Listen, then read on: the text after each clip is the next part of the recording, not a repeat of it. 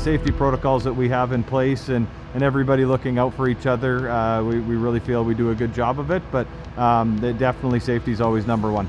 They scan the QR code. That QR code links them to a health survey where we ask them questions about their health, where they've been, are they expecting a COVID test in the future or awaiting test results. PPE changes we have made during the pandemic is obviously cleanliness and masks mandatory everywhere. As far as additions to PPE, there hasn't been very many. We've already had these things on sites, things like face masks and gloves. We limit it to one person per vehicle.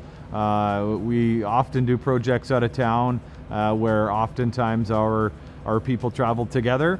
That was definitely eliminated for a short period of time. Things have changed since then slightly, but we're trying to still limit the number of people in any vehicle when they're traveling, and if it is mandatory that people be in the same vehicle at a time, it's mandatory masks the entire time they're in the vehicle together.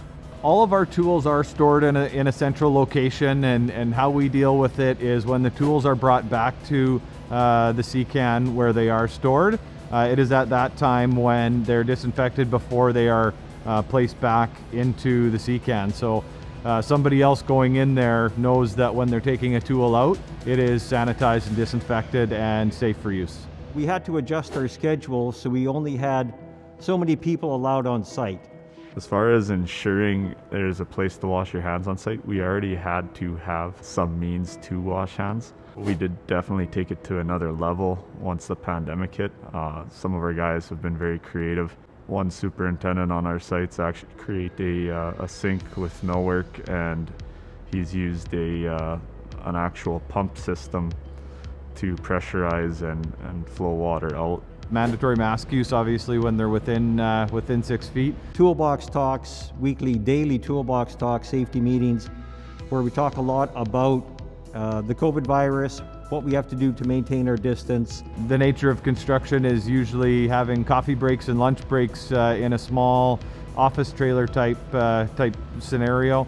In that scenario, we've staggered breaks, staggered lunches. If possible, we've tried to stagger shifts on a couple different projects just to limit the amount of people on site at one time as much as possible, and then obviously in those small spaces as much as possible.